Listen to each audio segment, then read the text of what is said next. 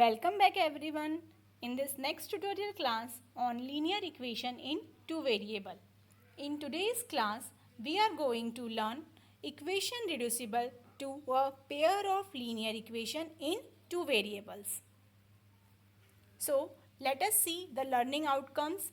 So after watching this video, students will be able to know how to reduce non-linear equations to linear equations and able to determine how to find the solution of reduced equations. So let us revise what we have learned in the previous class. We have learned how to find the solution of different pair of simultaneous linear equation using cross multiplication method. हमने cross multiplication method से linear equations को solve करके उनका solution find करना सीखा था. So let us start our today's class of linear equation in two variables. Equation reducible to a pair of linear equations in two variables. ठीक है, अब हम देखेंगे कि pair of linear equation in two variable को equation reducible method से कैसे solve करते हैं. इसमें हमें क्या करना है, इसका मतलब क्या है कि अब हमारे पास जो इक्वेशन दी हुई होंगी, जैसे कि यहाँ पर एक इक्वेशन, एक एग्जांपल दिया हुआ है, वह कैसा है, वह नॉन लीनियर है, वह लीनियर इक्वेशन नहीं है. तो यह नॉन लीनियर इक्वेशन है, तो इससे हमें सब में पहले कैसा इक्वेशन बनाना है, लीनियर इक्वेशन बनाना है. ठीक है, इसीलिए इस मेथड को हम क्या कहते हैं, equation reducible to a pair of linear equations in two variables. ठीक है, अब हम सॉल्यूशन स्टार्ट करते हैं. So let us write the given pair of equations as. अब हम देखिए गिवन इक्वेशन को कैसे लिखते हैं, 2 into 1/x plus 3 into 1/y equal to 13. इस तरह से हम लिख सकते हैं. हाँ, लिख सकते हैं. देखिए कैसे, 2 इंटू 1 2, डिनोमिनेटर में x एज इट इज. हमने यहाँ पर क्या किया, न्यूमरेटर में जो नंबर है उसे सिर्फ ब्रैकेट से बाहर लिखा, ब्रैकेट में हमने 1/x वेरिएबल वाला फॉर्म लिखा.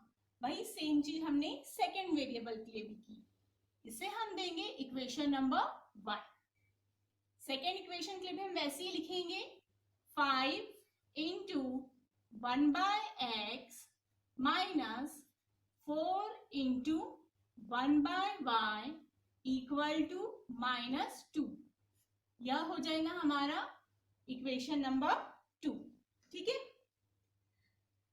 अब यह दो इक्वेशन हमें मिल गए. तो देखिए यहाँ पर 1/x है फर्स्ट इक्वेशन में, सेकेंड इक्वेशन में भी 1/x है, यहाँ पर 1/y है, यहाँ पर भी 1/y है.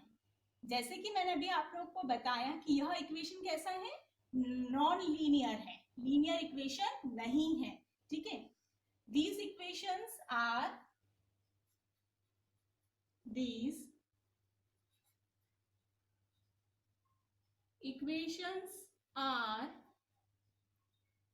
not in the form ax plus by plus c equal to 0. ठीक है, यह दोनों इक्वेशन किस फॉर्म में नहीं है, ax प्लस by प्लस c इक्वल टू 0 है क्या, नहीं है. यह हमारा कैसा फॉर्म है, लीनियर इक्वेशन का फॉर्म है. हमें इन दो इक्वेशन को इस फॉर्म में कन्वर्ट करना है. ठीक है, उसके लिए हमें क्या करना है, however if we substitute,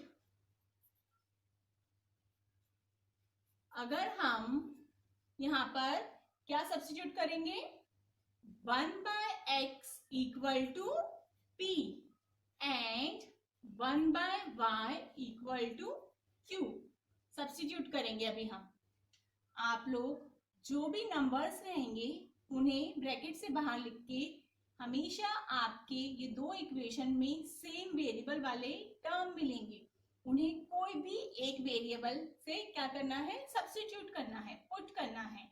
हमने 1/x को p मान लिया है, p सब्स्टिट्यूट कर रहे हैं, और 1/y को हम q सब्स्टिट्यूट करेंगे।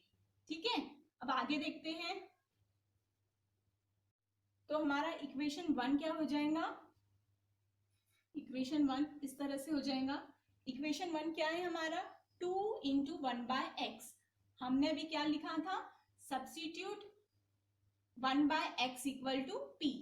इसका मतलब हमें 1/x की जगह पर क्या लिखना है, p लिखना है। ठीक है, तो हम लिखेंगे 2 × p। ठीक है, प्लस उसके बाद क्या था 3, फिर 1/y, तो 1/y की जगह हमें क्या लिखना है, q। तो 1/y की जगह हमने लिखा q = 30। ठीक है, इसी प्रकार से हम इक्वेशन 2 भी लिखते हैं। इक्वेशन 2 हमारा क्या हो जाएगा, 5 × p - 4 × q = -2। ठीक है, इक्वेशन 2 में भी हमने x की जगह 1/x की जगह पर p लिखा और 1/y की जगह पर q लिखा। ठीक है, इसे हम देते हैं इक्वेशन नंबर 3 और इसे हम दे देते हैं इक्वेशन नंबर 4। अब इक्वेशन 3 और इक्वेशन 4 हमारे कैसे इक्वेशन बन गए हैं, पेयर ऑफ लीनियर इक्वेशन। ठीक है, कौन से फॉर्म में, ax + by + c = 0। x और y की जगह हमारा वेरिएबल क्या है, अभी p है, q। ठीक है, वेरिएबल कोई भी लेटर्स हो सकते हैं। ठीक है, कोई भी अल्फाबेट को हम एज अ वेरिएबल कंसीडर कर सकते हैं। अब यह हमें पेयर ऑफ लीनियर इक्वेशन मिल चुके हैं अभी, लेकिन हमें सॉल्यूशन मिला है क्या, नहीं। हमने लास्ट लेक्चर में कुछ मेथड्स पढ़ी थी। कौन कौन सी मेथड्स पढ़ी हमने, substitution method, elimination method and cross multiplication method. आप इन तीनों मेथड में से यहाँ पर कोई भी एक मेथड यूज करके सॉल्यूशन फाइंड आउट कर सकते हैं। ठीक है, हम यहाँ पर एलिमिनेशन मेथड यूज करते हैं, यूजिंग एलिमिनेशन मेथड। ठीक है, आपको पता है, याद है आप लोग को एलिमिनेशन मेथड क्या है हमारी। ठीक है, फिर से एक बार और देख लीजिए। तो एलिमिनेशन मेथड में हमारी फर्स्ट स्टेप क्या होती है, हमें फर्स्ट स्टेप में क्या करना पड़ता है, वहां पर एलिमिनेशन मेथड में हमें एलिमिनेशन मेथड में जो भी दिए हुए लीनियर इक्वेशंस हैं उनमें से किसी भी एक वेरिएबल के कोफिशिएंट को इक्वल करना पड़ता है। हमें या फिर p के कोफिशिएंट को या फिर q के कोफिशिएंट को क्या करना पड़ेगा, इक्वल करना पड़ेगा। ठीक है, तो हम यहाँ पर q के कोफिशिएंट को क्या करते हैं, इक्वल करते हैं। तो इक्वेशन 3 में q का कोफिशिएंट क्या है, 3 है, और इक्वेशन 4 में q का कोफिशिएंट क्या है, 4 है। इन दोनों को इक्वल करने के लिए हमें इक्वेशन 3 को किससे मल्टीप्लाई करना पड़ेगा, 4 से, और इक्वेशन 4 को किससे मल्टीप्लाई करना पड़ेगा, 3 से। ठीक है, तो इक्वेशन 3 मल्टीप्लाई बाय 4, तो हमें न्यू इक्वेशन क्या मिल जाएगा, 2 × 4 8p plus 4 × 3 12q equal to 4 × 13 52। ठीक है, इसी प्रकार से इक्वेशन 4 को भी हम किससे मल्टीप्लाई करना है, इक्वेशन 4 को हमें 3 से। क्या आ जाएगा हमारा न्यू इक्वेशन, फिर यहाँ पर भी 15p 3 × 5 15, p as it is, minus sign 3 × 4 12q equal to minus sign 3 × 2 6। तो यह हमारी क्या है, फर्स्ट स्टेप। क्या करना पड़ता है, किसी भी एक वेरिएबल के कोफिशिएंट को इक्वल करना पड़ता है। ठीक है, नेक्स्ट स्टेप, नेक्स्ट स्टेप में हमें क्या करना पड़ता है, अब इसे हम दे देते हैं इक्वेशन नंबर 5 एंड इसे इक्वेशन नंबर 6। सेकेंड स्टेप में हम करते हैं, जो भी हमें इक्वेशन स्टेप 1 में जो इक्वेशन मिली है उन्हें आइदर प्लस करेंगे और माइनस करेंगे, ठीक है, एडिंग और सब्ट्रैक्टिंग। तो हमें यहाँ पर क्या करना है, ऐड करना है। हम इक्वेशन 5 प्लस इक्वेशन 6 करेंगे। 8p plus 12q equal to 52, 15p minus 12q equal to -6।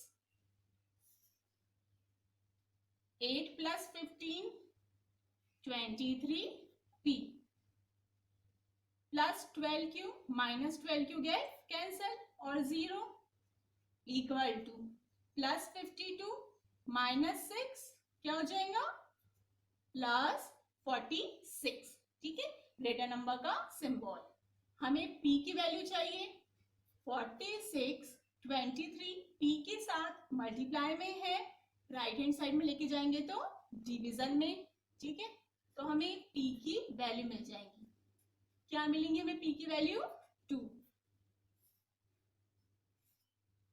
तो हमें p की वैल्यू मिली है p इक्वल टू 2। यह क्या है, हमारी स्टेप नंबर 2, ठीक है। नेक्स्ट स्टेप देखते हैं 3। क्या है हमारी स्टेप 3? स्टेप 3 में हम क्या करते हैं, हमें स्टेप 2 में जो भी वैल्यू मिल चुकी रहती है p की या फिर q की, किसकी वैल्यू मिली है, हमें p की वैल्यू मिली है, वह p की वैल्यू हम क्या करेंगे, इक्वेशन नंबर 3 या फिर इक्वेशन नंबर 4 दोनों में से कोई भी एक इक्वेशन में पुट करेंगे और उससे q की वैल्यू फाइंड करेंगे, ठीक है। मैंने आप लोग को एलिमिनेशन मेथड में बताया था कि अगर आपने दोनों इक्वेशन में भी पुट किया तो वैल्यू सेम ही मिलती है, ठीक है। हमें कोई भी एक इक्वेशन में पुट करके q की वैल्यू फाइंड आउट करना है, दोनों इक्वेशन में पुट करने की जरूरत नहीं है। अगर इसे चेक करना है कि सही है या नहीं तो आप लोग दोनों इक्वेशन में पुट करके चेक कर सकते हैं, ठीक है। तो हम p इक्वल टू 2 कौन से इक्वेशन में पुट करते हैं, इक्वेशन 3 में पुट करते हैं, ठीक है। Put p equal to 2 in equation 3। Equation 3 क्या है हमारा, 2p plus 3q equal to 30, यह हमारा इक्वेशन नंबर 3 है। अब यहाँ पर p की जगह हम लिखेंगे 2 plus 3q equal to 13, 2 into 2 4 plus 3q equal to 13। हमें q की वैल्यू चाहिए, यहाँ पर लेफ्ट हैंड साइड में ये +4 है, राइट हैंड साइड में जाकर क्या हो जाएगा, ये -4, ठीक है। 3q इक्वल टू 13 माइनस 4 9, ठीक है। q इक्वल टू किसकी वैल्यू आई है 9, 3q की। हमें किसकी वैल्यू फाइंड करना है, q की। तो 9 यह 3 मल्टीप्लीकेशन में है लेफ्ट हैंड साइड में, राइट हैंड साइड में डिवीजन में कन्वर्ट हो जाएगा। तो q इक्वल टू 3, q की वैल्यू क्या मिल गई हमें, 3 मिल गई, और p की वैल्यू क्या मिली थी हमें, 2 मिली थी। यह हमारा सोल्यूशन है क्या, नहीं, क्योंकि हमारे पास जो गिवन इक्वेशन है वहां पर कौन से वेरिएबल है, वहां पर वेरिएबल है x और y, ठीक है। हमने 1/x की जगह पे क्या लिया था, p, और 1/y की जगह पे क्या लिया था, q। अब वहां p और q की जगह पर हम लिखेंगे 2 and 3, तब हमें क्या मिलेगा, सॉल्यूशन, ठीक है। We know that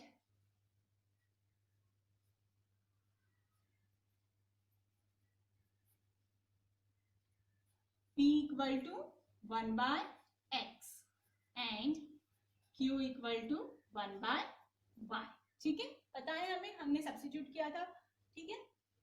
अभी हमें p की वैल्यू क्या मिली है, 2, तो हम p की जगह क्या लिखेंगे, 2 equal to right hand side में 1/x एज इट इज।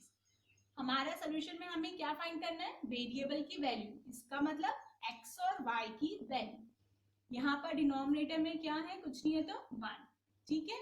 तो सिंपली हम क्या करेंगे, क्रॉस मल्टीप्लीकेशन करते हैं, या फिर ये 2 को कहाँ लेके जा रहे हैं आप, राइट हैंड साइड में, और x को यहाँ पर लेफ्ट हैंड साइड में लेकर आ रहे हैं। तो x इक्वल टू, ये 1 इंटू 1 तो 1 ही रहेगा, सिर्फ 2 कहाँ आ जाएगा, यहाँ पर डिनोमिनेटर में। तो हमें x की वैल्यू क्या मिल गई, 1/2। वैसे ही अब हम y की वैल्यू फाइंड कर लेते हैं। तो y की वैल्यू फाइंड करने के लिए हमें किसकी वैल्यू पुट करना है, q की। q की वैल्यू क्या है, 3 इक्वल टू 1/y। सिंपली 3 को यहाँ लेकर आ जाते हैं राइट हैंड साइड में डिनोमिनेटर में, और y को यहाँ लेकर आएंगे। तो y इक्वल टू 1/3। अब हमें क्या मिला है, x और y की वैल्यू, इसका मतलब solution. Therefore solution is x, y equal to 1/2, 1/3।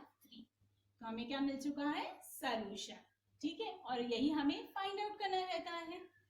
तो देखा आपने कि क्या करना है हमें, हमारे पास कैसे इक्वेशन थे, नॉन लीनियर इक्वेशन थे, ठीक है, लीनियर फॉर्म में नहीं थे। तो पहले उसे लीनियर फॉर्म में कन्वर्ट करना है।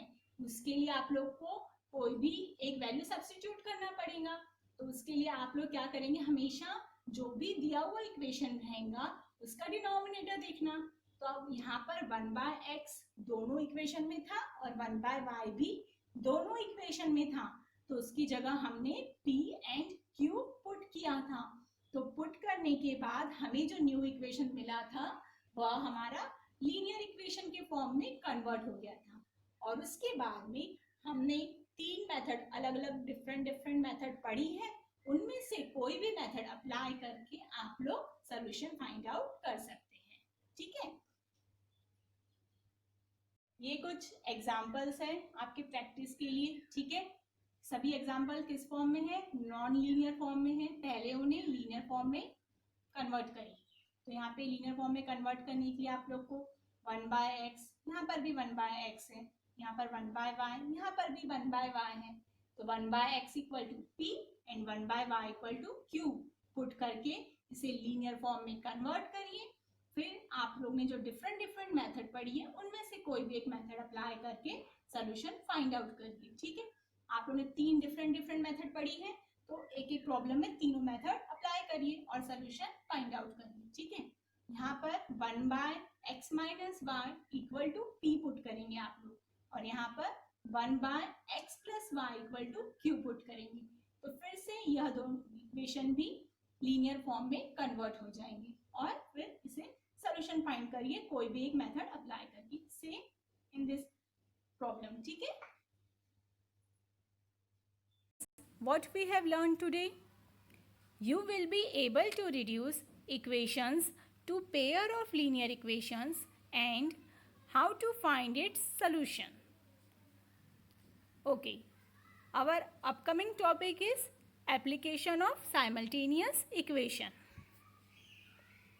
Thank you for watching this video. Keep learning. Happy learning.